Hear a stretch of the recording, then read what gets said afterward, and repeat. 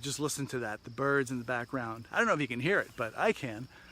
You know, one of the things that interests artists are patterns, shapes, textures.